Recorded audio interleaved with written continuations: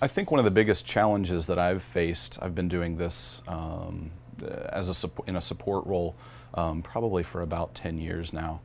And in a lot of cases, the biggest challenge is like, budget.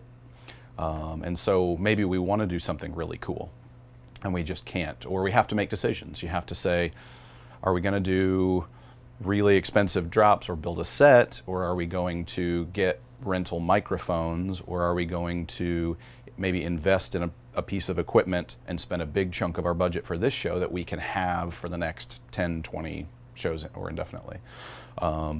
And so we've done a little bit of both. We've rented equipment as a small community theater. I've worked with some nonprofit-based ones as well, and we were able to reach out to rental groups and say, hey, here's who we are, here's what we're doing.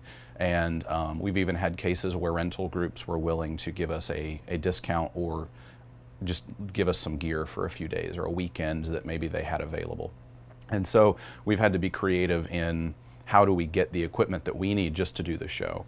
And if you can't get the equipment, then it's theater. You're going to put on the best show that you can because you love what you're doing. And so if we have to do it with overhead mics, or if we have to do it with no mics, if we have to do it with no drops, we've done that.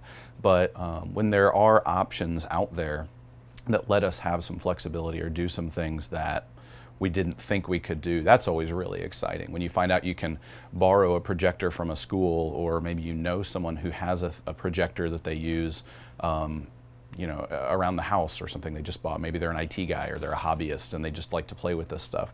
And you can borrow equipment and try it out, get your hands on it, and then you just build on what you learn. I don't have any formal training.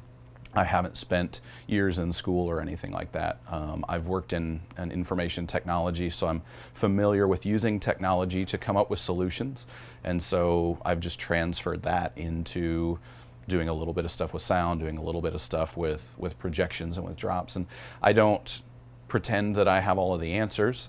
I like to try and find other people, get little bits of information where I can. You go online, you ask other people, and then you can collaborate and work together. And maybe this guy figured out how to build a great screen, and this guy figured out, hey, I found a great projector that's inexpensive, and if we can keep the lights off of it, it works. And hey, we found this grade of plastic from this company comes in a 20-foot roll, and you can just roll it out and tighten it up, and it looks great. And so that you build your information over time. I think there's the stress and pressure sometimes to be perfect out of the gate, or everything has to be fantastic. And if that pressure is there, it can take away from your ability to be creative and just come up with a creative solution.